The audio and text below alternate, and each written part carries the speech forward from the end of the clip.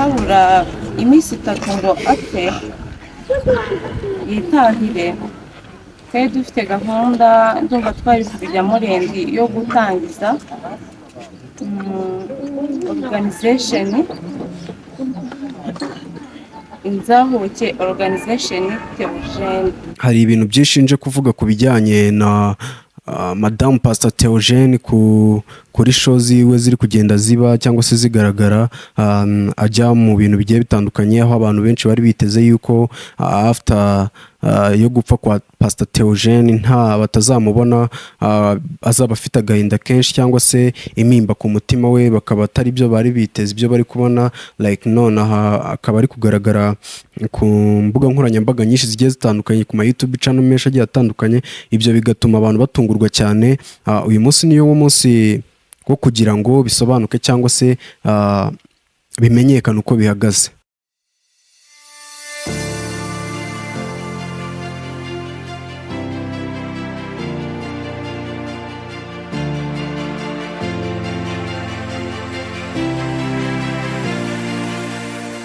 Yes, reka ngo ikaze ukurikirana ibiganiro bya Day to Day. Nge wumva ni Derek nk'ibisanzwe dusanzwe tubana kuri YouTube channel. Ni Day to Day, ni buri munsi nawe urabyumva. So ngarutse imbere yanyu cyangwa se imbere y'amaso yanyu kugira ngo mbabwire ibiri kuri iyi mihanda cyangwa se ibiri kubera imihanda. Kora subscribe, share, comment kugira ngo video zanjye nzajya nshyiraho ujye uhita uzibona bitagusabye, kugira ngo baguhe link kuri WhatsApp cyangwa se Facebook cyangwa se n'izindi nkoranyambaga zose tuzi, kugira ngo video nzanshyiraho ujye uhita uyibona 5/5 bitakunyuze mu zindi mbaraga zarizo zose. Uzajya uhita uyibona kuri notification yawe hejuru ya telefone, click donc urebe video, urebe aho amakuru ageze yerekeza. So uyu munsi ntago turatinda mu bintu byinshi nkuko mu bisanzwe, nkubita mbangura sinjya njya mu bintu bya introduction nyinshi cyane. Itanirukanka. Uyu munsi turareba mu gisata cya gospel cyangwa se mu gisata cy'abantu basenga. Like hari ibintu byinshi nje kuvuga ku bijyanye na Madame Pastor Theogene kuri show ziwe ziri kugenda ziba cyangwa se zigaragara, ajya mu bintu bigiye bitandukanye, aho abantu benshi bari biteze yuko after yo gupfa kwa Pastor Theogene nta batazamubona, azaba afite agahinda kenshi cyangwa se imimba ku mutima we, bakaba atari byo bari biteze, ibyo bari kubona like none akaba ari kugaragara ku mbuga nkoranyambaga nyinshi zigiye zitandukanye, ku ma YouTube channel menshi agiye atandukanye. Ibyo bigatuma abantu batungurwa cyane. Uyu munsi niyo wo munsi wo kugira ngo bisobanuke cyangwa se bimenyekane uko bihagaze. So wowe nkurikirana ukunda uko mbivuga, jya muri comment wandike ntago ubujijwe, watukana cyangwa se wakora iki, byose turabyakira nta kibazo. Niyo mpamvu tuba twicaye hano. So reka dutangire ikiganiro cyacu. Ndumva haciyemo nk'iminsi 4 ku mashusho agiye atandukanye mwagiye mubona ya Madame Pastor Theogene agiye ku irimbi kujya gusura sheri we cyangwa se umugabo we uwo twakita Pastor Theogene. Pastor Theogene yo ni muntu waranzwe no kuba umuntu wicisha bugufi cyane. Abenshi muramuzi, ntago ari ngombwa kumuvugaho cyane. Ni umuntu waranzwe n'urukundo rwinshi cyane tudasanzwe mu Banyarwanda cyangwa se tudasanzwe no mu bandi bantu basanzwe. Ni umuntu utari kiraga hejuru bitewe n'uri kumuha amafaranga cyangwa se n'uri kumwambika icyubahiro runaka, ahubwo n'umuntu wageraga ku bantu bose, abana bo ku mihanda, abantu bagiye batandukanye. Uburi umukire uri umukene, mwese mwabaga muri ingero zingana kuri we. Nicyo kintu cya mbere cyatumye Pastor Theogene aba umuntu udasanzwe muri iki gihugu cyacu cy'u Rwanda, kugeza aho ubwo yitabaga Imana yaherekejwe neza ku rwego rutangaje. Buri muntu wese aho yibazaga ati uyu muntu ahubwo ntago ari umupasiteri gusa, aho bamwe na bamwe bavuze ati ahubwo barebye nabi n'igihugu cyafatwa, kuko ni umuntu waherekejwe mu buryo butangaje cyane. Ni umuntu mbese wagaragarijwe urukundo ku buryo buhagije cyane, ku buryo bamwe muri bo bavugaga ati uyu niwe muntu mu Rwanda upfuye agaherekezwa mu buryo butangaje. So reka twikomereze na show zacu. Ubwo iyi minsi 4 itambutse, Madame Pastor Theogene agiye gusura igituro cy'umugabo we cyangwa se aho umugabo we yashyinguwe. abantu bagumye kwibaza bavuga ati se ni iyihe mpamvu Pastor Theogene nako Madame Pastor Theogene yaba akomeje kujya ku nkoranyambaga nyinshi ku mbaga nkoranyambaga nyinshi cyane ku mbuga nkoranyambaga nyinshi cyane, aho abantu bari biteze yuko uyu Madame Pastor Theogene yakabaye akomerewe n'ibihe umugabo we babanyemo, yibuka ibintu bigiye bitandukanye, aho benshi bavugaga ati ntabwo yakabaye afata amakamera ngo ajye hariya ku gituro bakore ibyo bakora, donc agaruka, ahubwo yakabaye ari umuntu ufata akanya agatekereza ku buryo yabanyeho n'umugabo we, ku buzima bwiza basangiye cyangwa se ku buzima bubi. Ibyo bigatuma akipinga respect yiwe, akaguma ari umudamu w'igitinyiro cyangwa se umudamu w'umuntu ukomeye bafatiragaho icyitegererezo nka Pastor Theogene. Abenshi muri bo barabyemera, abandi bakabigaya.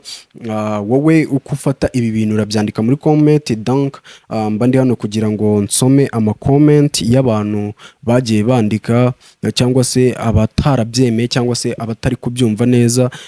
Ndi hano muri cya gisata cyacu gisanzwe mbabwira yuko nzajya mbasomera ibigenda bivugwa kuri iyi mihanda, ibigenda bikomeye cyane abantu batakira mu mitima yabo, nibyo nzajya ngusomera. So kurikirana iyi video mpaka irangiye kugira ngo urebe buri kimwe cyose muri iyi video. Yes, nkuko nabibabwiye, ngiye gutangira mbabwire comment z'ukuntu zimeze. Nkuko nabibabwiye, nzangenda basomera ibintu bigiye bitandukanye ku ma comment yagiye ari different nayo dusanzwe tuzi, cyangwa se nayo ni ya comment like ya comment iba umuntu yamukoze ku mutima akandika amarangamutima ye, pana guhubuka cyangwa se ngo yandike ibintu bitariho.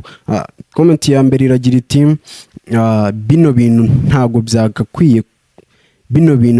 byagakwiye kuko Pastor Theogene nta gihe kinini giciyemo avuye mu mubiri, ntago wakabaye kuba uri kwiruka ku ma YouTube channel. Niba ari n'ubufasha uri gushaka, wakagiye kuri YouTube channel imwe kandi nayo byibura irebwa cyane, donc ukavuga ikibazo ufite hanyuma kigashakirwa igisubizo, cyane yuko kwiruka ku ma YouTube menshi nago ariko gusaba ubufasha, ahubwo ni ukwishyira hanze cyane, cyane yuko n'umugabo wa Pastor Theogene yari afite uburyo ki ajeramo ibintu bye byo kujya ku ma YouTube channel. Ibyo bintu uri gukora ntago ari byo rwose. Uyu nguyu bamwita Iradukunda Marie Louise. Marie Louise aragira ati ntago ibintu uri gukora ari byo, ibintu na Pastor Theogene ubwo atakoze, nubwo yajyaga ku ma YouTube channel yari afite uburyo ki abijeramo, yari afite uburyo ki agaragara imbere ya kamera, cyangwa se uburyo byabaga biteguye. Akagira ati ibintu uri gukora ntago ari byo. Genda avuga ibiri kuvugwa ku ma comment kuri iyi mihanda, mwumva ukuntu bigiye bimeze. Undi aragira ati kandebe mwiriwe neza, banyita Uwimana. Rwose Madame Pastor Theogene turagukunda cyane, kandi nta nubwo twabura icyo twagufasha nk'uko uri gushaka kubigaragaza. Gusa ntabwo sorry yanditse nabi, gusa I know icyo yashatse kuvuga. Ntabwo gushaka ubufasha binyura muri izi nzira.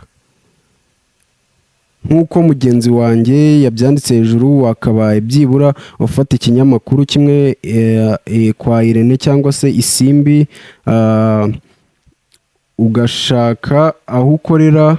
Ndumva twese dukurikirana ikinyamakuru nka Irene MI cyangwa Isimbi. Okay, nabyumvise. Like uyu arapropose akavuga ati ntago wakabaye ujya muri biriya bintu, wakabaye ujya ku kinyamakuru kimwe Isimbi cyangwa se MIE. Ni ibinyamakuru bikurikiranwa cyane bikorera YouTube channel. Tukumva ikibazo ufite, donc niba ari abagufasha bakagufasha, cyangwa se abatagufasha nabo ukamenya uko bihagaze. Ntago kwiruka ku ma YouTube channel aricyo kintu bavuga yuko waboneye umuti. So stay on touch, nkubwire n'ibindi bigiye bitandukanye.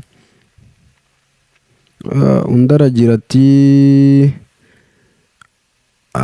ariko koko urukundo rwari urwa kera. Uyu we noneho yanumiwe, ati urukundo rwari urwa kera. ati iminsi mikeya umugabo wawe avuye mu mubiri aka kanya uramwibagiwe ku buryo utangiye gushaka gukorera amafaranga ku buzima bwe. Uyu we icyo avuga kirumvikana, gusa yakivuze mu buryo butavugitse neza. Like uyashaka kuvuga iki? Ashaka kuvuga yuko Madame Pastor Theogene ubwo ngubwo wenda ashaka gukorera amafaranga ku bijyanye n'urupfu rw'umugabo we, gusa ntago ariko bimeze. Abazi ukuri bazi yuko Madame Pastor Theogene afite famiye y'abantu benshi. Ibibazo kambe mbiretse mu by'ukuri Madame Pastor Theogene afite famiye agomba kurera. Yewe tunave yuko aba bari kwandika gutya, reka tujye twigereranye nkawe, like twishyire mu cyiciro arimo, twishyire mu mwanya arimo, twicare natwe hariya hantu twumva uko hameze. Mu by'ukuri turabizi abantu bakuru, nubwo njye ntakuze mba ndi kubabwira gutya, ariko nanjye mfite byinshi ku bumenyi nagiye nkurikirana bujyanye n'ingo cyangwa se n'ibintu bigiye bitandukanye. Mu by'ukuri turabizi famiye niba irimo abantu batatu bavuka muri uwo muryango, turabizi kugira ngo uzane undi muntu utahavuka hamara ukwezi kumwe, umwaka umwe, 2, 3, 4, ni ibintu bikorwa n'umukristo my friend, ni ibintu bikorwa n'umukristo. Ntago ari buri muntu wese, ku buryo ki wishyize mu cyiciro cy'uriya mudamu, kurera abana wenyine bagera muri 29 ni ibintu bigoranye cyane, ku buryo ki cyane ko tunabizi yuko igitsina gore yego ni abantu bazi kwiyagaraho kandi bakarwana, ni abantu bakomeye, gusa igitsina gore aho kiva kikagira kiba gikeneye support y'umugabo kugira ngo kigume gistabirize ibyo gifite mu ntoki. Yego ni igitsina gore ni abantu barera neza, ni abantu baduha uburere buhagije, keretse iyo wigize kashamakogera umugani wa Morodekayi, ariko ubundi ni abantu baduha uburere bukomeye cyane in this life. So uyu rero ugira ati ushaka gukorera amafaranga ku buzima bwa Pastor Theogene, like ntago yashishoje neza. Uyu mudamu aragira ati mfite abana benshi ngomba kurera kandi nagomba kwemera yuko basubira hahandi, cyane ko banyitezeho byinshi, cyane ko bazi yuko nagomba kubarekura. Rero ngomba gushaka uburyo bwose mpigamo amafaranga nkafasha aba bana. Rero abari kubona Madame Pastor Theogene ku ma YouTube agiye atandukanye, Madame Pastor Theogene ntago navuga yuko biri ari ibintu akora ngo birangiriraho cyangwa se bigira ute. Hari ibyo biba biri babumvikanye, ntashaka guhamiriza hano cyangwa se, gusa nkuko mubibona amakuru agiye gutangira kumuvugaho. Ni umuntu ugiye kujya trend cyane bitewe nuko n'abantu benshi batunguwe n'ibi bintu cyane pe, batunguwe cyane. So rero agiye kujya trend. Ibyo bintu ntitubitindeho cyangwa se ngo tunabifatire undi mwanya uhagije, gusa ikintu cyo navuga, ntawe muntu uba muri iyi life urabizi, iyi life tuyibamo kubera amafaranga. Yego first of all icyizere, gusa amafaranga ni ikintu kijya mbere muri ubu buzima. Rero twitangira gucira urubanza Madame Pastor Theogene ngo tugaragaze yuko ari umuntu ngo waciye nk'amabere. Oya, Madame Pastor Theogene ibyo ari gukora byose yanabikora kugira ngo abone amafaranga, ntago ari gukora kugira ngo abone amafaranga abika mu mufuka we. My friend, aho tucyumvikane neza. Madame Pastor Theogene ari gukora kugira ngo abone amafaranga arera bariya abana. My dear, fata abana batatu ubakure ari ku muhanda ubajyane iwawe, nubamarana ukwezi nibwo uzamenya icyo Madame Pastor Theogene ari gushaka. Nudatangira guhura n'inshuti yawe ngo uyibwire ati ariko buryo uzi yuko mfite abana ndera mu rugo, uzaba uri umugabo. Kwa yuko twese turabizi umuntu ufite umwana utari uwe, ikintu umumenyeraho nuko amuganira. Wirinda kuganira abawe cyane, ukaganira wa wundi rero ukavuga ati burya mfite umwana, habonetse n'ubufasha nabwemera. So rero twitangira guca imanza ngo tujye mu bintu byinshi, tujye ngo kuvuga ibintu bitandukanye. So ibyo reka tunabiveho. Uyu mwaka n'umwaka uranzwe n'inkuru zitandukanye ziduca umugongo. Ni umwaka twabuzemo abantu bakomeye cyane, harimo na Junior Multisystem, umwe mu baproducer beza babaye muri uru Rwanda rwacu, umwe mu baproducer twakunze.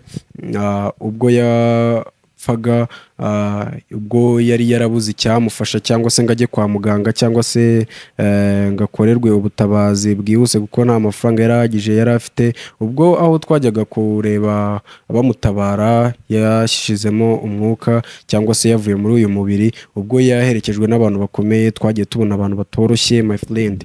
Nubwo hari abantu tuba tutazi nyine, ariko ntabwo uriya muhungu we, ntabwo uriya mupapa yashyinguwe mu buryo bworoshye, ni uburyo ubona ko bwari busa nkaho buremereye mu kuntu, ntabwo rero yakabaye yarabayeho kuriya. So ibyo nabyo ntabwo tubitindaho.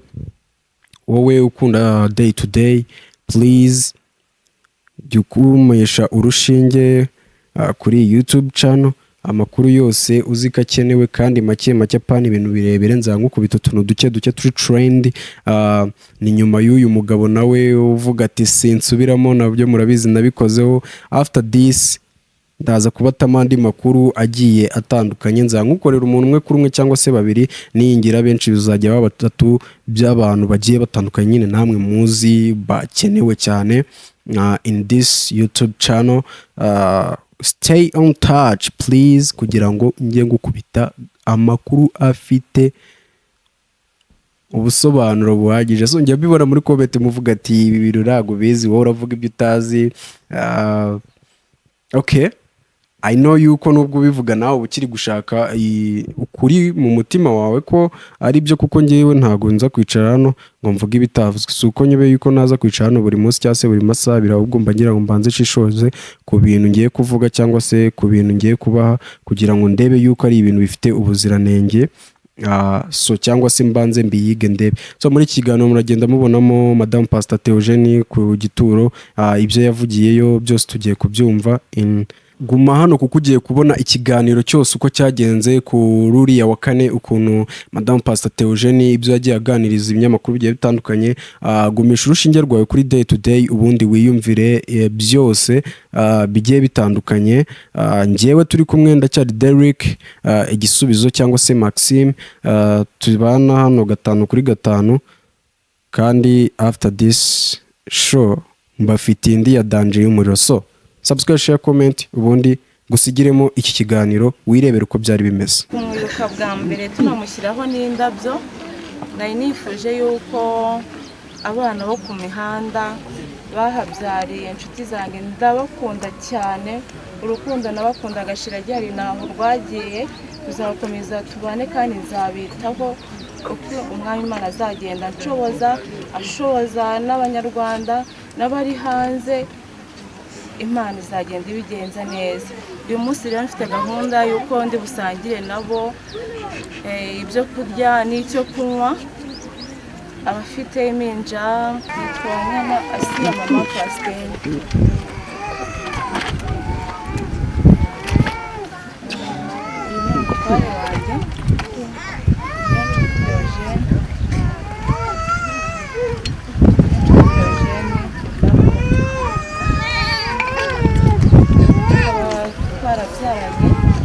Abahungu 2 n'abakobwa 2, kandi n'abana 4 beza basa neza.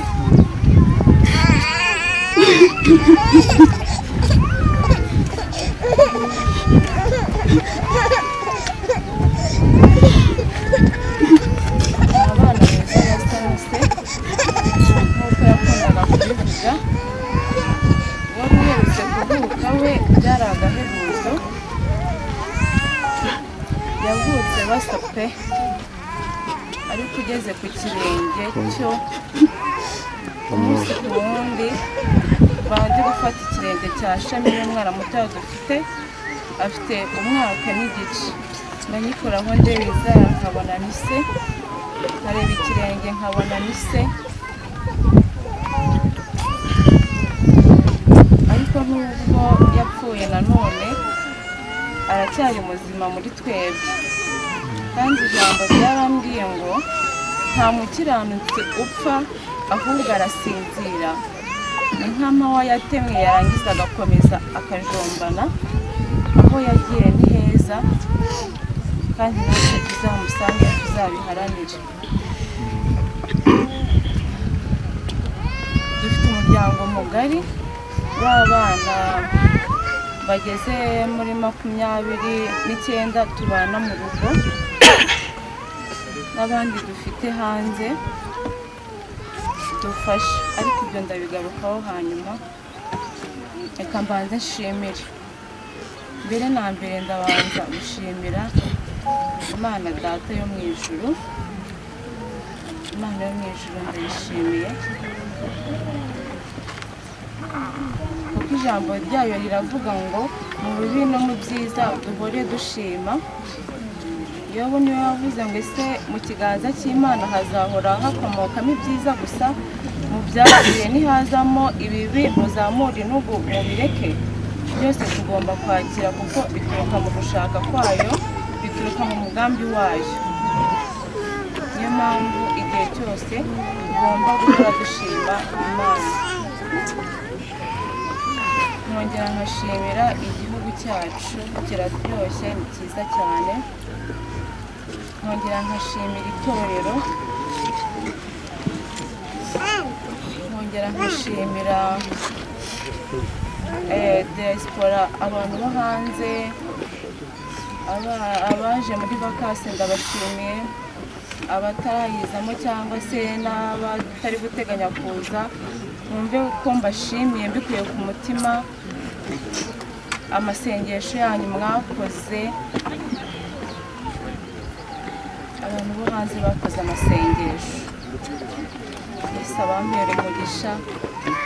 Ab'indani mu gihugu mwakoze amasengesho, ndabasabira umugisha. Buri muntu wese wanyikorera umutwaro yuko mbuze umutware, ndamusabiye umugisha. Bakoze ku mitungo, ku ikofi yanyu, umutware yanjye agashyingurwa mu cyubahiro, Imana ikamukorera ubukwe bwe bwa nyuma. Bwagenze neza, numva binkoze ku mutima. Tumushyingura Rusororo, ni ahantu heza h'icyubahiro. Imvura ni nziza rwose, ibihe ni byiza. Byavuye mu bufasha bwanyu, haba bari kunyumva, haba mwebwe muri aha ngaha. Yemwe mwanitanze guturuka igicuku cyose kugira ngo tumwibuke. 22 z'ukwezi kwa gatandatu nibwo yatabarutse. 22 z'ukwezi kwa karindwi, ukwezi kwari gushize, hari igiterane yagombaga kwigishamo. Numva ningiye ngomba kuzakijyamo, numva ashize amanga, numva ngomba guhamya imirimo y'Imana ikora cyangwa se ikomeje kunkorera, izakomeza no kunkorera.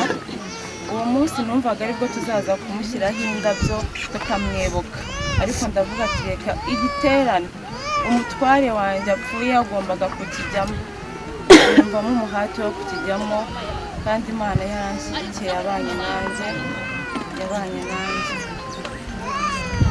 Umurimo rero ni mugari sheri, ntabwo wigeze usiga ikigwari.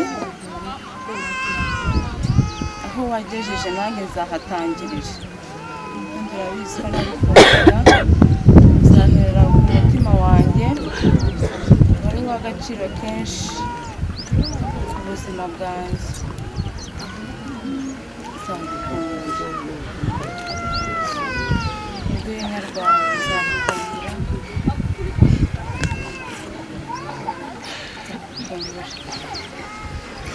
reka nkomeze. Yari umutware mwiza, ukunda abana, ukunda umuryango, ukunda abantu bacishijwe bugufiya, n'ibitwibaniraga nabo ahanini. Ndibuka umwaka ushize mu kwa 12 twatumiye abana bo ku muhanda, nibo bari abashyitsi bakuru b'Imena, kandi hano barahari. Noneho mbanze munyemerere mutere haleluya. Muri kumva? Mutere haleluya. Haleluya. Amen. Barabatumiye, barabashyitsi b'Imena, turasangira na Shera hari rwose, turanywa, turarya. byari umusangiro wa nyuma, ariko Imana irahari ku bwanyu, izababa hafi, nanjye kandi izanshoboza nzakomeza kubaba hafi. Amateka Sheri yarabayemo yo kunywa ibiyobyabwenge, aje kubivamo yifuje yuko n'abandi yasize inyuma yagenda akababwira inkuru nziza ko Imana yabibakuramo, yuko Imana hari ahantu yabakura ikagira ahandi ibashyira. Hari abo yagiye abwiriza bari mu muhanda, abaperezida bo mu makorali, abajyanama, mbese uyu munsi wa none ni abagabo bashima Imana. Ntiyigeze yirengagiza n'abandi bakiri batoya bari mu muhanda mu buzima bwaho. Ubundi buri kwezi twajyaga kubasura tukabereka urukundo, kuko urukundo bararukeneye cyane, bararukeneye. Habura iminsi 3 ngo apfe yitahire, twari dufite gahunda, ndumva twari kubijyamo rendi yo gutangiza organization, Inzahuke Organization Theogene. Niyo gahunda twari dufite, ndavuga ati ntabwo byagarukiraho, nubwo umutwara agiye ye ngomba gufatiraho, ngomba gukomeza icyo yari yaratangiye. Niyo mpamvu mubona abana benshi tubana mu rugo ndetse n'abandi bo ku muhanda bakoresheje ino mipira yanditseho Inzahuke logo, inyuma Pasiteri Theogene Organization.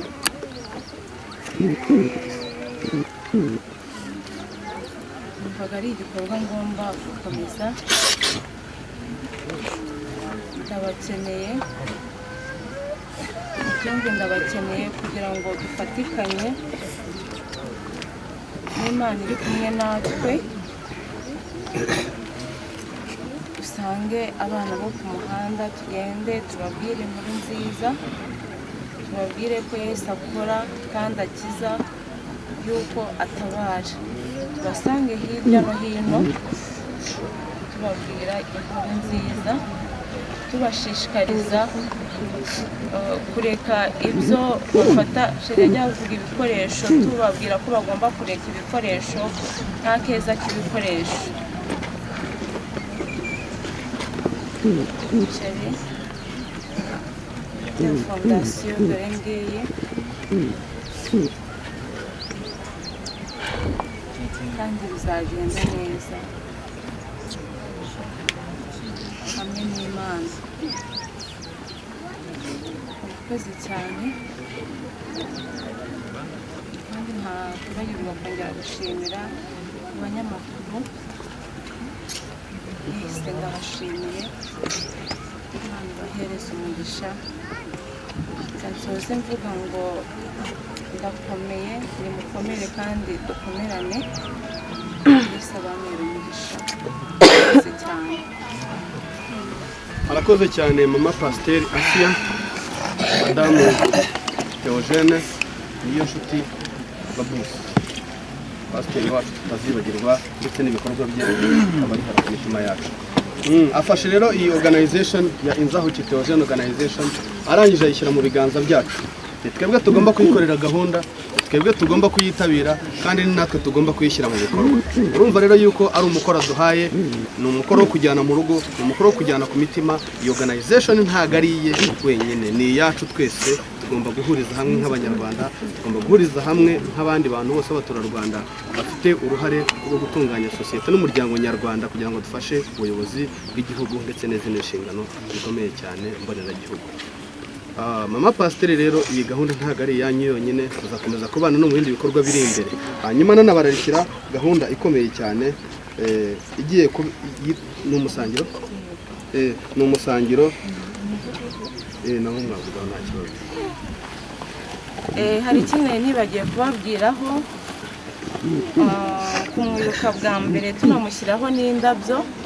nari nifuje yuko abana bo ku mihanda bahabyariye inshuti zanjye ndabakunda cyane, urukundo nabakunda agashira ryari naho rwagiye, tuzakomeza tubane kandi nzabitaho uko umwami Imana azagenda ashoboza n'abanyarwanda n'abari hanze, Imana izagenda ibigenza neza.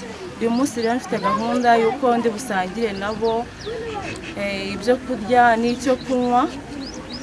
Abafite iminja tubaha ibikoresho by'amasuku, nibyo tubahereza, ari abana ari no kuri ba mama wabo. Imana ibahumugishe.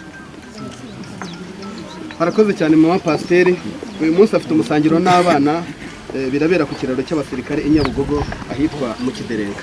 Hanyuma rero uko twatangira iki gikorwa, namwe ni n'ubure by'umwihariko itangazamakuru uko twakomeje kubana ibikorwa byiza bya Inzabuki Theogene Organization bigere kuri bose, kandi inkuru nziza ikomeze gutamiriza nziza y'urukundo Theogene n'imitsimo y'Abanyarwanda. Ndagira ngo rero nongere nakire Pasiteri Charire Harerimana, yongere sengere ishimire n'Imana yuko yabanye natwe muri iki gikorwa, kandi tunayereke ibiri imbere. Hanyuma umuryango umugore wa Pasiteri namwe turabifuriza kugira amahoro n'amahirwe, magarike n'ubugingo, kandi urugo rwanyu ruzabaye amata ku ruhimbi, ibyo mwakira ndetse namwe dusenga Imana kandi dusengere n'ibi bikorwa bitangizwe, kugira ngo Imana izaba ariyo muterankunga, izaba ariyo ishyigikira uyu mubyeyi, imuha amaboko, imuha imbaraga.